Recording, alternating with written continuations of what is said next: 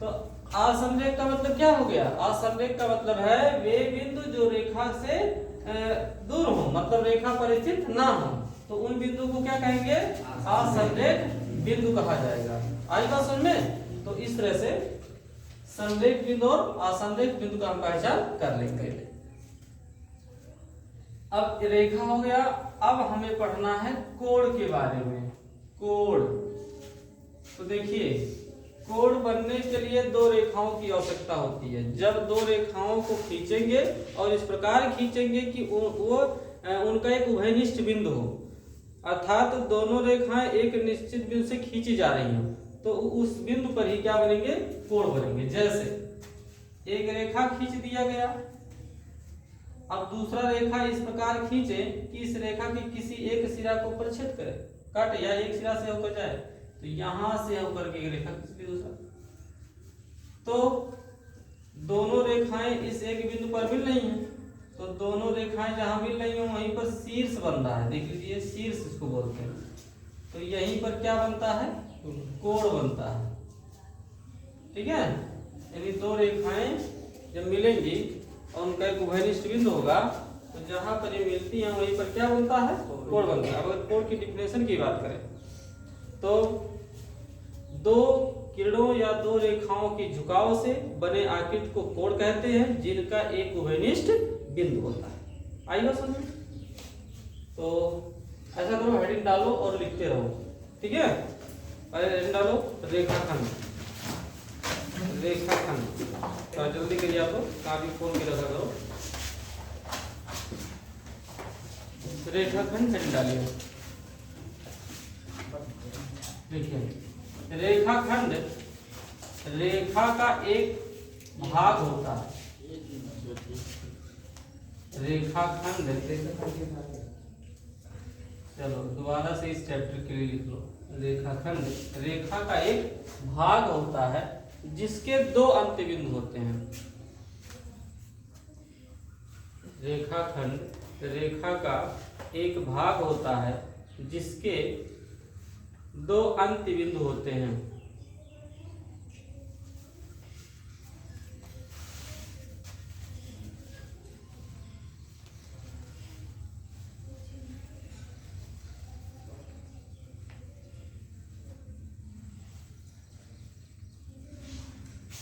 Figure बना लेंगे एक बाद में, पहले अगला इंद्रजाल छोड़ करके। किरण, किरण बना लीजिए। किरण, रे, इसको इसमें रे बोलते हैं। किरण लिखिए उसको।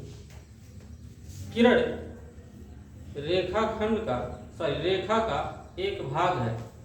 किरण रेखा का एक भाग है जिसका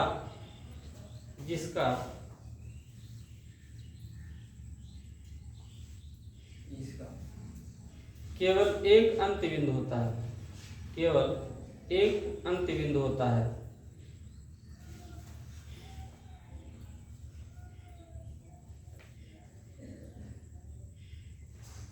किरण को अनिश्चित रूप से केवल एक दिशा में बढ़ाया जा सकता है। किरण को अनिश्चित रूप से केवल एक दिशा में बढ़ाया जा सकता है।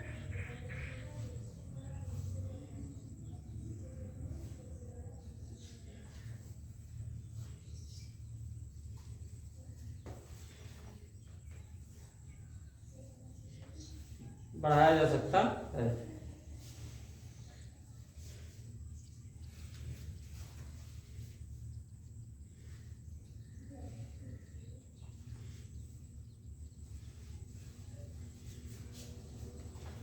हो गया? देखिए अगला संरेख बिंदु। संरेख बिंदु, ये फिगर बना लेंगे पेड़ में, लेकिन उससे पहले हेडिंग डालिए संरेख बिंदु। संरेख बिंदु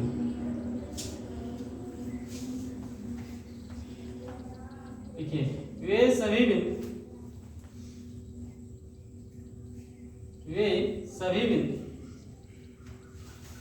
जो एक ही रेखा पर स्थित हों, वे सभी बिंदु जो एक ही रेखा पर स्थित हों, उन्हें उन्हें संरेख बिंदु कहते हैं। उन्हें संरेख बिंदु कहते हैं।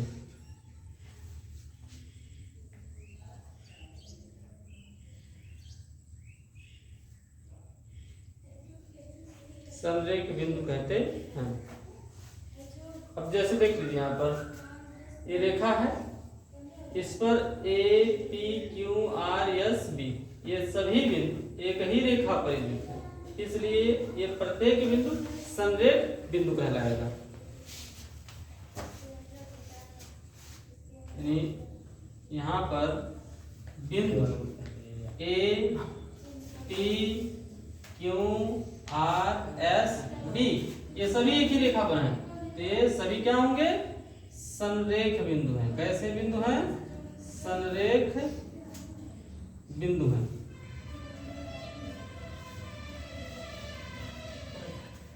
अगला हेड डाल लीजिए असंरेख बिंदु। असंरेख बिंदु। असंरेख बिंदु। असंरेख बिंदु।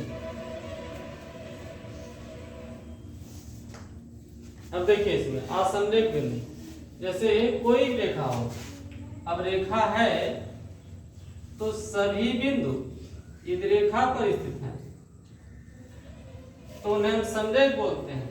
लेकिन यदि कोई बिंदु रेखा से अलग है तो वह बिंदु असंरेख बिंदु कहलाएगा। अब देख लीजिए इस रेखा पर हमने संरेख और असंरेख दोनों को दर्शा दिया। अगर आप देख पा रहे हैं तो ए ई एफ जी बी एक रेखा पर स्थित है, इसलिए बिंदु ए ई एफ जी और बी ये सभी क्या होंगे? संरेख होंगे। लेकिन अगर बिंदु सी और बिंदु डी की बात करें तो रेखा पर नहीं है, रेखा से हटकर है, तो बिंदु सी व डी कैसे हैं? असंरेख हैं। ठीक है, तो इस तरह से संरेख और असंरेख का पहचान कर सकते। एक एग्जांपल भी देख लीजिए, जैसे प्रेयर के टाइम में आप लोग लाइन में खड़े होते हैं तो एक दूसरे के पीछे खड़े हैं तो सब लाइन में है, एक पंक्ति में है। लेकिन अगर कोई बच्चा अपने पंक्ति से हट गया तो पंक्ति से अलग होने का मतलब कि वो असंरेख हो गया। क्या हो गया? असंरेख। तो उसी तरह से ये बिंदु होते हैं। जो बिंदु एक ही रेखा पर स्थित होंगे उन्हें संरेख कहा जाएगा, और जो बिंदु रेखा से हटकर होंगे, रेखा पर स्थित नहीं होंगे, उन्हें क्या कहा जाएगा? असंरेख बिंदु कहा जाएगा। आई बात समझ में? तो इस फिगर को बना लेंगे। अब इसके बाद रेखा हो गया, तो रेखाओं के माध्यम से ही कुछ आकृतियां बनती हैं। अब उन आकृतियों में सबसे पहले हमको पढ़ना है कोण के बारे में। तो हेड डाल लीजिए कोण। असंरेख का डेफिनेशन भी नहीं हुआ, लिखिए वे सभी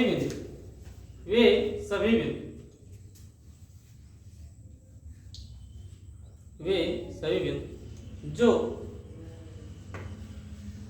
रेखा पर स्थित ना हो,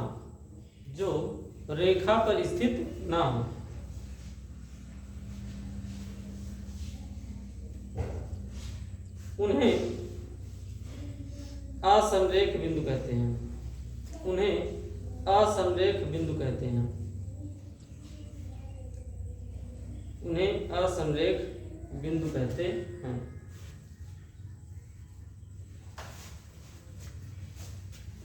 असंरेख बिंदु कहते हैं।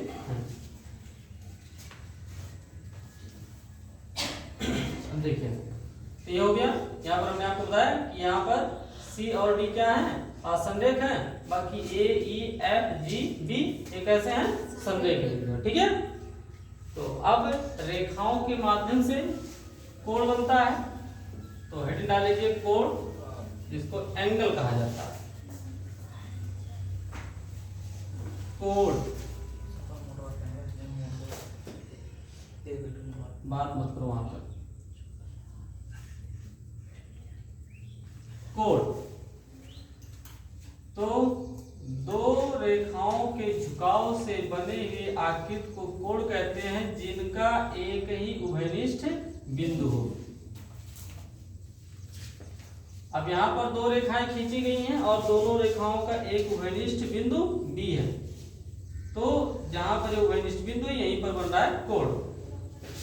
तो कोण डालिए और उसका डिफिनेशन लिखिए। दो रेखाओं के झुकाव से दो रेखाओं के झुकाव से दो रेखाओं के झुकाव से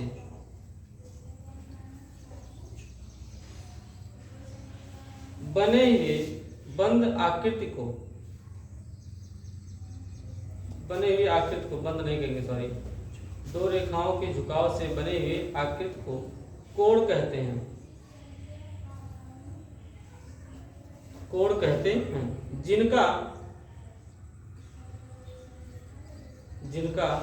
एक उभयनिष्ठ बिंदु हो, जिनका एक उभयनिष्ठ बिंदु हो, जिनका एक उभयनिष्ठ बिंदु हो।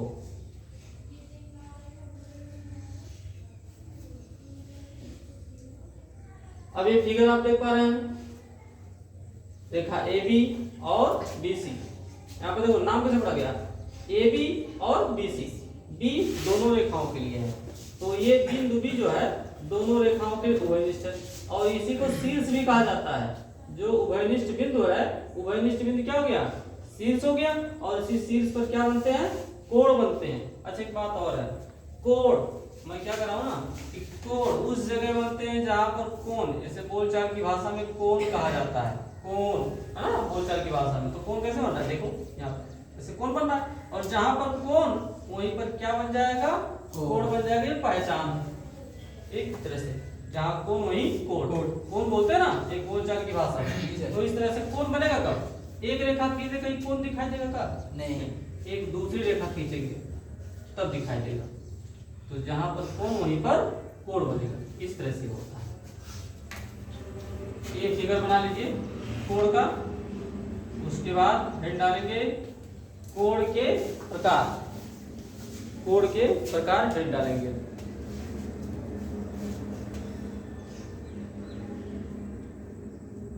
हेड डालिए पहले, कोण के प्रकार।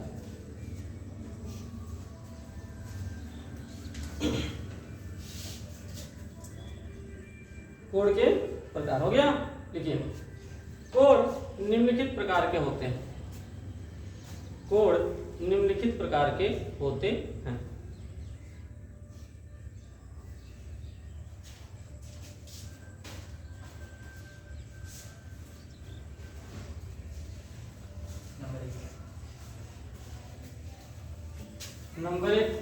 नंबरिंग करके पहले लिख लीजिए। न्यून कोण,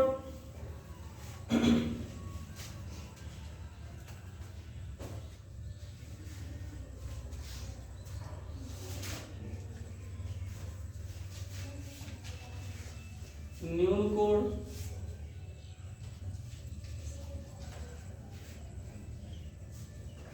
समकोण,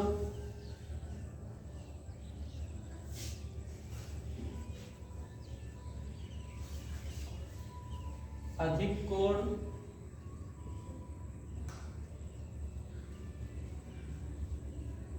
सरल कोण, इसका दूसरा नाम है या ऋजु कोण, ऋजु कोण, प्रतिवर्ती कोण, प्रतिवर्ती कोण, प्रतिवर्ती कोण,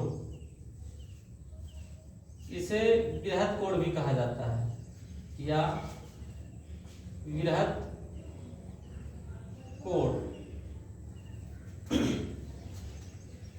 ये तो दो रेखाओं के झुकाव से बनने वाले कोण हैं, बाकी इसके अतिरिक्त और भी तमाम कोण होते हैं, उनको भी इसी में लिख लेते हैं।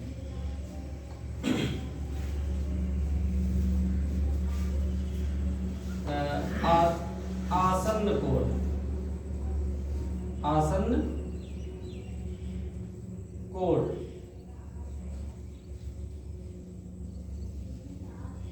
शीर्षा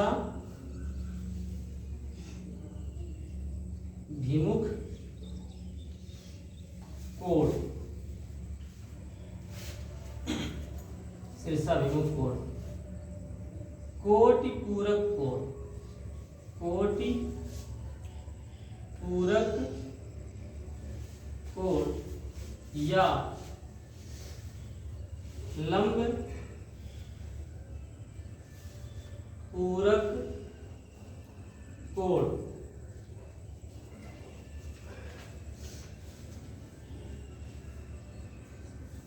संपूरक कोण, संपूरक कोण। एक कोण यहां पर छूट गया, नंबरिंग को सही कर देते हैं। 6वां नंबर संपूर्ण कोण, संपूर्ण कोण। अब ये 7, 8, 9 और 10। इसके अतिरिक्त 11 नंबर पे एक होता है रैखिक युग्म होता है, कोण के अंतर्गत होता है। रैखिक युग्म, ये भी जो है कोण में ही आता है। तो रैखिक युग्म, इतने चीजों को पढ़ना हम लोग। अब बारी बारी से एक एक कोण पहले समझ लेते फिर लिखेंगे। देखिए न्यून कोण, तो चांदा तो आप लोग देखे ही होंगे। एक शून्य कोण भी होता है, उसको देख लीजिए। शून्य कोण का मतलब आप चांदा देखो कि उसमें एक सिंपल लाइन खींच दो तो यहाँ पर जो कोण बनेगा वो 0 डिग्री का कोण होगा। अब चांदा अगर आप देखें तो चांदा कुछ इस तरह से आपको दिखाई देगा, इस तरह से चांदा मिलेगा। ये हो गया चांदा।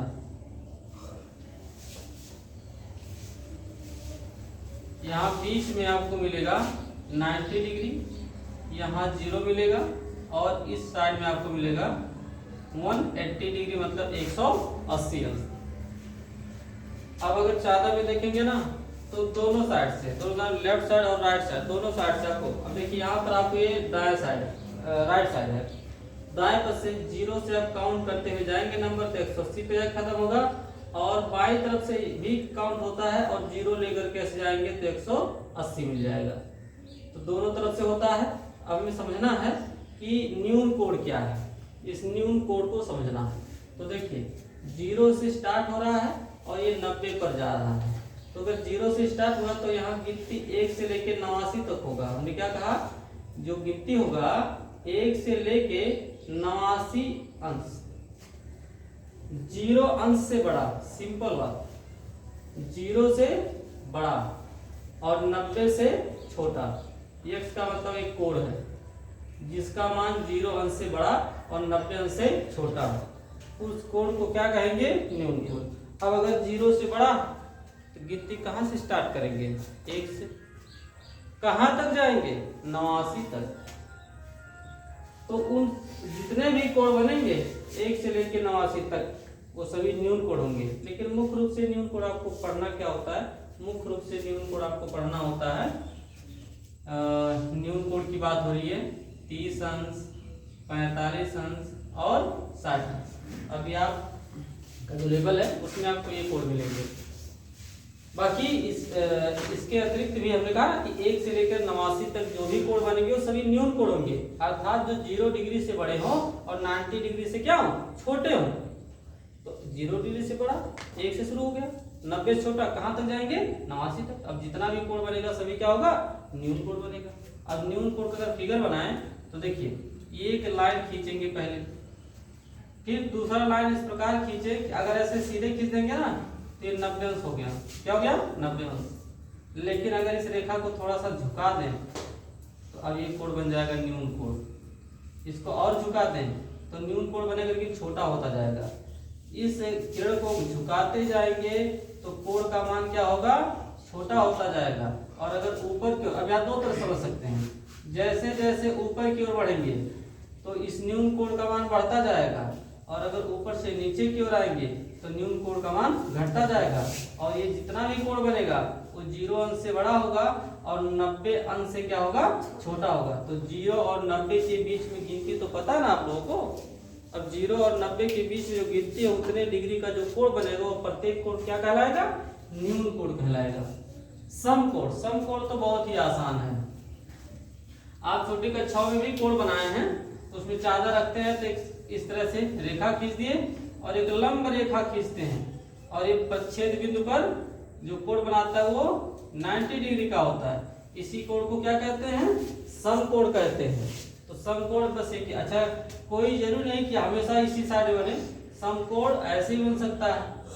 बस ये कंडीशन मिलना चाहिए कि दो रेखाएं हैं दोनों एक दूसरे पर लंब होती हैं, और जब दोनों एक दूसरे पर लंब होती हैं तो उनके बीच जो कोण बनेगा वो 90 अंश होगा।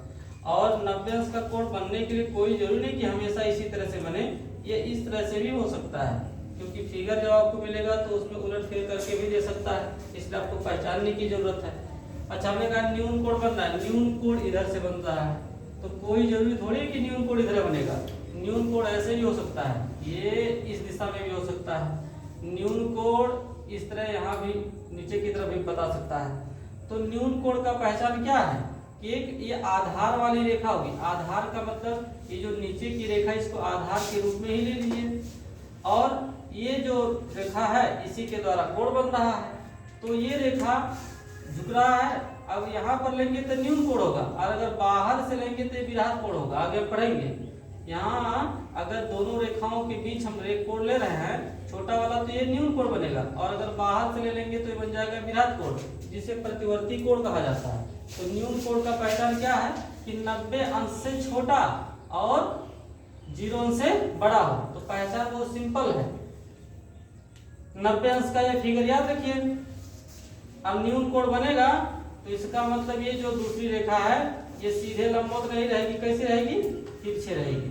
तो अब यहाँ जो कोण बनेगा वो 90 अंश से छोटा होगा और उसे क्या कहेंगे, न्यून कोण कहेंगे। अब अधिक कोण पर आ जाइए, ज्यादा में देखिए पहले 0 डिग्री बना, 0 और 90 के बीच जो कोण बना न्यून कोण बना, फिर 90 अंश का जो कोण बना वो समकोण बना। अब अगर 90 से बड़ा और 180 से छोटा हो जाए, अर्थात मान लो कि रेखा यहाँ से खींच दें, तो अब ये क्या होगा, अधिक कोण बनाएगा। अर्थात इस तरह से एक रेखा हमने खींच दिया और दूसरा रेखा हमने खींचा इस तरह। अब ये 90 अंश से बड़ा है, देख लो यहाँ पर ये 90 अंश टोटल बन रहा है, लेकिन रेखा जब हमने इधर खींच दिया तो ये 90 अंश से बढ़ गया। तो अब 90 अंश यहाँ पर खींचना नहीं, उसको हटा दीजिए, समझने के लिए है कि 90 अंश से अधिक है। तो अब ये जो कोण बनेगा वो 90 अंश से अधिक है, लेकिन 180 अंश से क्या है, छोटा है। तो इसलिए इस कोण को क्या कहते हैं, अधिक कोण। क्या कहेंगे, अधिक कोण कहा जाएगा, अधिक कोण कहा जाएगा। तो ये है पहचान अधिक कोण की। इसी तरह से अगर एक 180 अंश का कोण बना दें, 180 अंश का, जैसे ये बिंदु है, यहाँ से एक रेखा खींचा गया इस साइड में और यहीं से एक रेखा खींचा गया इस साइड में, तो दोनों रेखाओं के बीच में जो कोण बना वह कोण कितने का है, 180 अंश का। और 180 अंश के कोण को ही क्या कहा जाता है, सरल कोण या ऋज कोण कहा जाता है। संपूरक और आसन को आगे देख, संपूर्ण कोण का मतलब कि जैसे दो चादर, अगर एक चादर पूरा 180 अंश बना रहा है तो नीचे अगर एक चादर जोड़ के रख देंगे तो पूरा सर्किल वृत्त बन जाएगा। तो टोटल कोण कितना हो जाएगा, 360। यानी अगर आप एक वृत्त खींचो ना, एक वृत्त खींचो तो ये उसके केंद्र पर जो टोटल कोण बनेगा संपूर्ण वृत्त के परिधि द्वारा, तो उसको बोलते हैं संपूर्ण कोण। और संपूर्ण कोण कितना होता है, 360 अंश का होता है, ये होता है संपूर्ण कोण। तो इसको लिख लिया हो, ठीक है। तो हेडिंग डालो न्यून कोण, न्यून कोण हेडिंग डालिए।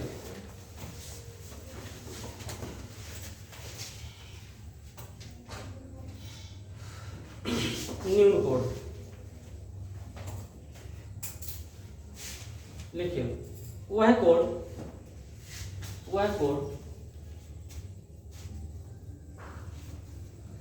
जिसका अंशीय माप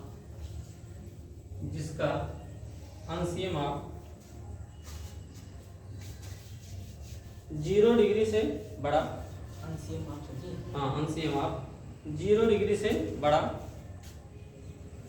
और 90 डिग्री से छोटा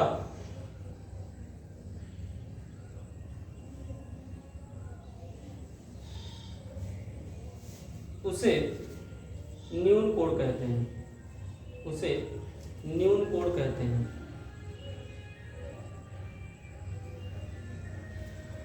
उसे न्यून कोण कहते हैं।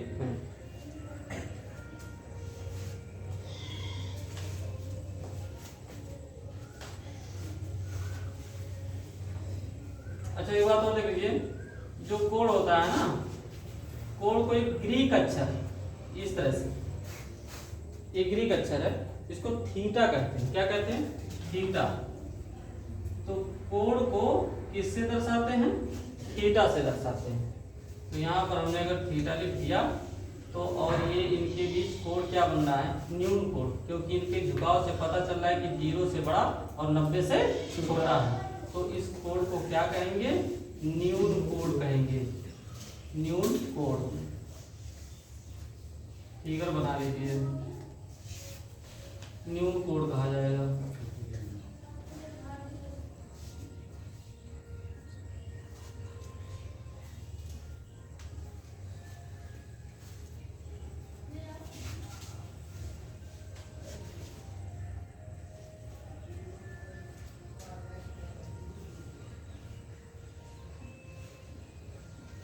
देखिए आगे न्यून कोण। अब अगला डालिए समकोण। समकोण वह कोण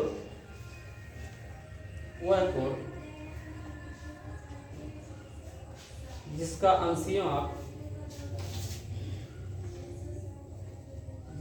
अंशीय माप 90 डिग्री हो, अर्थात 90 अंश हो, उसे समकोण कहते हैं। उसे समकोण कहते हैं।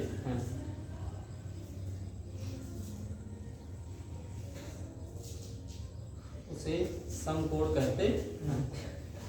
समकोण का फिगर बना लीजिए।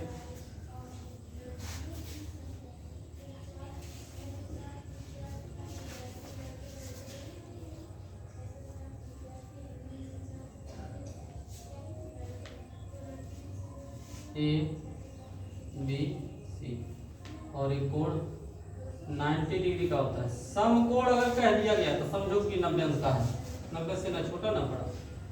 तो इस तरह के फिगर को क्या कहेंगे? समकोण। सॉरी,